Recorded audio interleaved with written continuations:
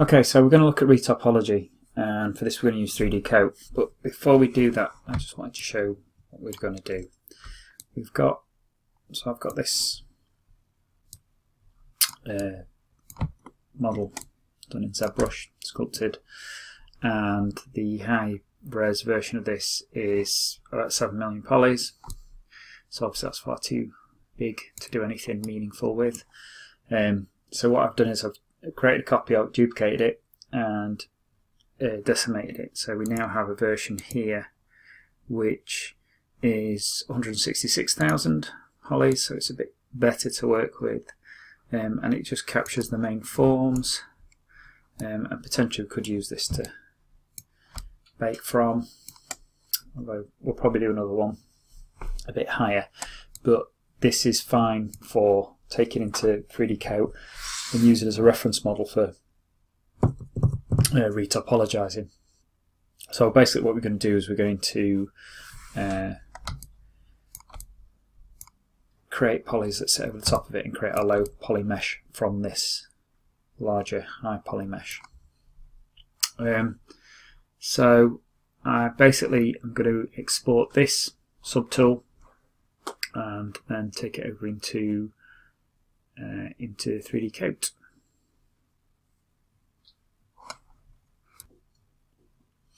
Okay, so we're in 3DCoat, and we'll just, this comes up if we want to create something new.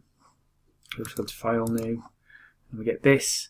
What we want to do in here is we want to perform retopology. So if we click on this, and we've got different options here we can pick from. I think probably working with this model, the best thing to go for is to go for this one on the right, which is the import huge reference mesh. Import really heavy meshes there, will be represented as sculpt objects in the surface mode.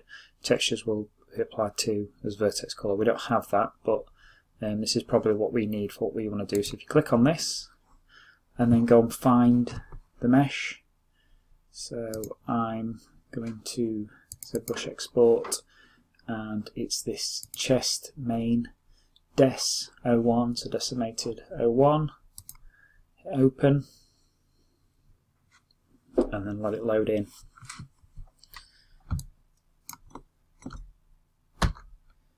It had wireframe set on, so if I hit the W key, it'll switch wireframe off. It's quite bright. This is probably taking settings I've had before. You can adjust the contrast here by just shifting left and right. You can change the image that you use in the background here.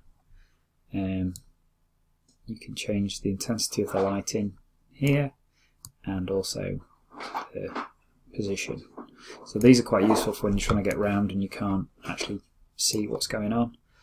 But that's okay to get started with. This might be set up slightly different based on what you have. Basically your Vox tree is kind of like your outliner, and if you see this one chest main des 01, the little eye icon will switch it on and off. However, if any retopology we do, will basically be one of these retopo objects, so we can switch them off independently of each other.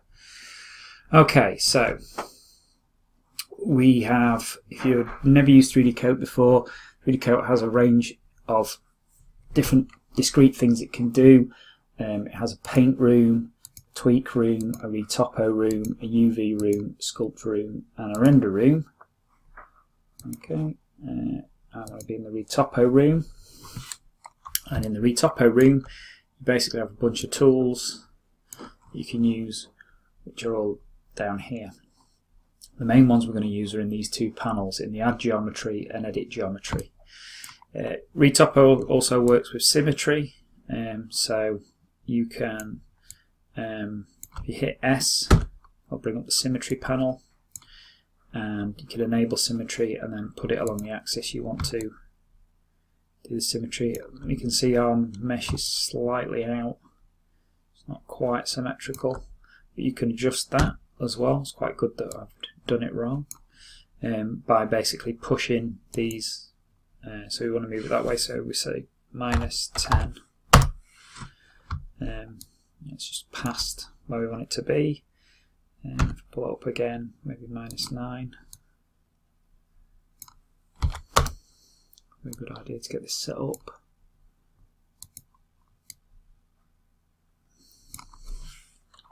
.5. Let's try 8.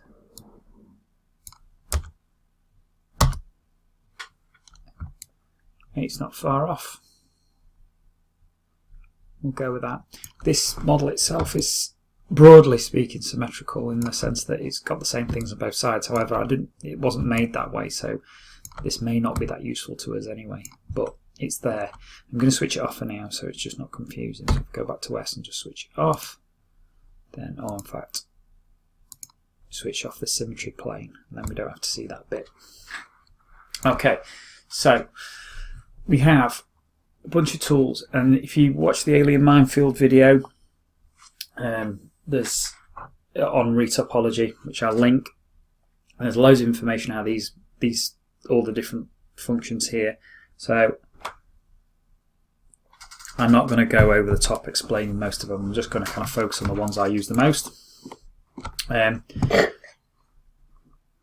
There's Add Split, which allows you to basically, and we'll come back to this one because this is the tool I use the most. You basically can draw edges, and when you complete a quad or a triangle, or work with a triangle as well. If I do a triangle, you complete a shape, it will basically draw you some topology. As you can see, these are different colours, and the reason they're different colours is because they're not connected together, which is fine. But if I just take a line here, connect it to this one, in fact,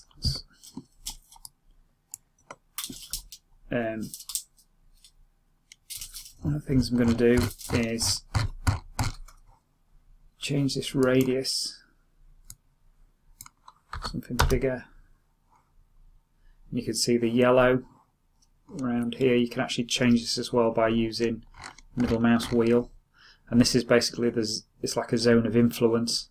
It's the area that will pick up if it gets close to it. It just makes it a bit easier when you're working from a distance to connect these things. But if I create polys that go in between them, and essentially that will connect them automatically. But we'll come back to the Add Split tool in a minute because it's really useful. It does some other stuff as well. Select tool you can use to just select parts, and you can select based on verts, edges, things like that. Select path if you want to basically select through a path of objects, which helps when you've got loads more objects. The quads tool is quite useful, and a lot of people use that. So basically you can lay down in much the same way the things I've already done. In fact, let's do it from an edge, it'll be easier. So I can select this edge, and I can basically drag out from this edge, and it will automatically go to grab edges. So as you can see, this is a very quick way of kind of building up geometry. I don't use it as much just because ultimately I find the Add Split tool to be, while it's probably not as quick for doing this kind of stuff, it's a bit more versatile. I don't find myself having to shift through more tools because of the extra things it can do. And also with the quad tool, you can set it up to work different ways. So this way at the minute, it's basically it's using the 2-click method.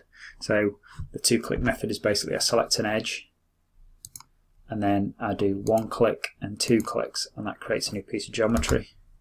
Obviously, looking at this retopo geometry, it's basically snapping to the surface, so it allows us to basically connect, create a hugging piece of low polygeometry that we can use to bake down onto, which is kind of the whole point. Anyway, back to this. So this is the 2-click method, as you can see up here, but we can change this to be a different methods. So it picks different ways of. So this is the trapezoid. So it basically gives you an edge, tries to find the best fit it can until it connects to another edge. It'll click there, and then you can bring it in. So that's quite useful as well. Also, you can do direct, which I think basically just tries to create the edge. You can just start to go around the surface, finding the edges. So if you want something that's got a fairly even distribution, you can imagine you can get around this pretty quickly. Where you have problems is, say you wanted this to be there, this edge to be here, and this edge to be here, then you're not going to get that. It gives you quite evenly distributed polys. Parallel, I'll pull out parallel pieces of geometry, which for some things is really, really useful, but possibly not so useful for this. And then obviously back to the two-click method. So you can see that the quads could be quite useful. Point faces I never use, but again, I think if you watch videos on it, people kind of seem to really like it. But you basically lay out points where you want the geometry to be. I guess you could argue that it's good for planning, and as soon as you go back, that's how much we don't use it. Right click to confirm that you want that to become a polygon. And it will try to then find just a connect in between. So again, you can build things up quickly, but the problem you've got things like this, so it's not really knowing where it's supposed to go. It's always wanting to, so you'd have to lay a point down in, and then it would give you the option to connect it. So that's another way you can do these things. Cap you can use to, if you've got a hole, you can cap it. Strokes quite cool. So say we've got on the back of here, we want to lay in some polygons.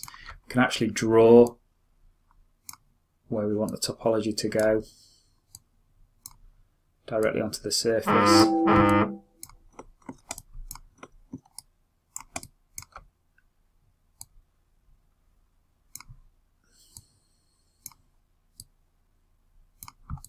And then once you've, anywhere where it intersects, you'll get a piece of geometry. And if I hit enter, then essentially you get something that kind of broadly fits. You can then, with right click, you can go in and actually just start to move these points around so you can get a better fit. Again, they all, middle mouse wheel, they all have a zone of influence. Ignore primitives for now. So they're kind of what you use to make geometry with. The next lot of things are how to edit geometry you've already got. So the brush tool, and middle mouse wheel has a zone of influence. You can basically start to move geometry around to make it to get a better fit. That can be quite useful. Delete polygons. You can basically select a polygon you don't want anymore and delete it. I think if you hold shift down, I'll say on here, sorry, holding control down, to delete connected set of polygons. So if you want a group of these things to be got rid of, you can do that. Delete edges. So say we don't want this triangle here, then we can get rid of it. We can collapse edges. So if we go to collapse and select an edge, we can join it together like that. I think if we hold control down, we can collapse a ring, which can be very useful if you're trying to sort of bring the overall poly count down. Split rings, if you want to add detail. Split rings is really useful. So say we want to get a bit more geometry across here, get a bit more form, we can do that, and it will basically split it across the whole ring, and then every point that's put in there, it will be matched to the surface as best it can. So say we want some bit more in here, so we get a bit more definition around that corner. then we can do that. Move tool, if we just want to move edges, things like that, we can select what we want it to do.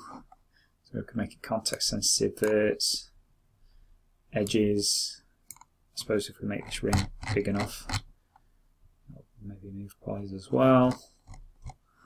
And if we want to slide edges, slide them along the surface, slide a ring along the surface and it will try and hold its form.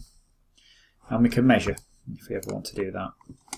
Everything below here we'll get to later on, which is basically how to set UVs up. There's actually a UV panel up here for doing UVs, but that tends to be not for retopo objects unless you've saved them out and then brought them back in again. The retopo part has its own area for doing UVs, so you can sort those out directly, and we'll do that in a minute. But basically, they're kind of like the basic tools. However, the one I use the most, which is probably not the fastest one to use, but I like it because it's quite versatile.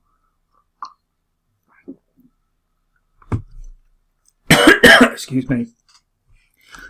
Is the add split tool. So if I just actually delete these, we can start again. Then the reason why I use the add split tool a lot is because it's usually the thing you would start with. In fact, let's start somewhere else. Let's start on these surfaces.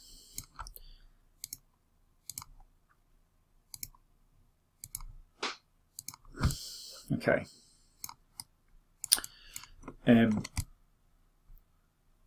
It's the thing you usually start with, but also it allows you to build polys exactly the shape you want pretty quickly. Granted, not always as quick as some of the other methods, but it allows you to build n-gons. And this is a good one as well. It will allow you to build n-gons, and it also allows you to, if you right click and move a point and hover it over another point, it'll automatically weld them together, which is useful. Also, it'll allow you to make n-gons, and obviously you don't want to keep n-gons. With doing retopology objects, you more or less want them to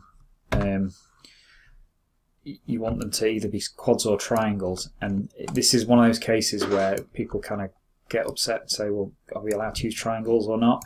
You can, for a retopo object, you can use triangles no problem, because you actually, because you're doing something that's low poly, you almost want triangles in some places just to fix the edge flow and to make sure that it turns around the object exactly the way you want it to.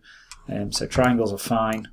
Quads are okay, but you probably still don't want anything bigger than a quad, just for neatness. So in this case, but that doesn't mean you can't set objects up. You can kind of build your planes with extra geometry in, and then what you can do is you can go in and left click on the and essentially draw where you want to cut the poly. So you can actually split the geometry as you're making it. And where this is really useful is, say, in an area like, so say we were working on this side and we made this massive plane. In fact, down here is probably a good example. So we've made this massive plane here, and that looks great there. But say here we want to actually have a bit more definition. Maybe we've got a plane we've made here, and then we've kind of connected it to here, but when we brought it along we want to keep that going, and we want to connect it to this. And the problem you've got is the geometry doesn't really work here, but what we can do is we can just basically come across here, grab anywhere on that edge, connect it to this edge, and then we can just carry on. You don't have to connect those three sides. Actually, no, we have to connect all of them because they're separate geometry, and then we've suddenly got a connection. And on this one, all we've got to do is just connect this to this, and it will create the geometry. So as we're connecting things together, it starts to all start to fall in place. And I've not had to go to any of the tools to be able to do that. So for that reason, I really like the add split. So let's say, so at this point, maybe this point here is in the wrong place. Again, middle mouse wheel to get this sphere of influence where you want it. But say this, if I just right click, I can move this point, move all of these points into place. The other one, which is, and I'll just delete this polygon just to show the other thing it does, in fact.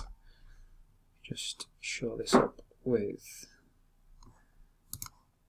so that these are all definitely connected. This isn't how I build this, this is just to show this off.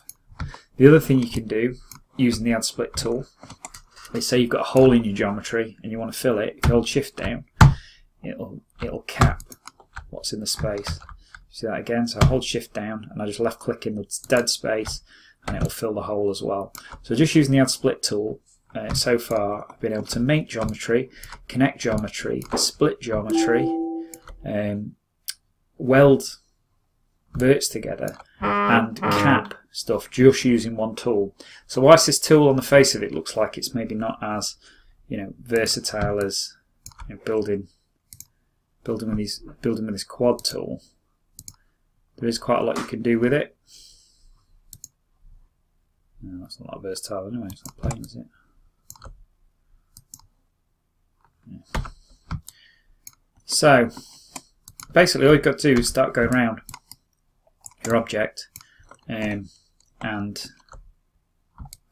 covering it in low polygon detail. And you've got to try and find the best fit you can. Obviously, within the poly count, you can. And one thing to watch for, I would say, is just think about as well, if you're going to UV it, where you need the lines to be to kind of split it. And I would split it as well. A good way to look at it is to look at it across materials. So, making this a line that is used to split, so the wood and the metal are separate. It's probably a good way to go, and then you can split these along these UV edges as well. But basically, you just need to go around and start to at least do one half of it, and then we'll deal with the symmetry. So, and you don't have to work on it. You can kind of work on a bit of it and then go to another bit of it, and say I want to just get this bit nailed. I know I definitely want to have that geometry like that.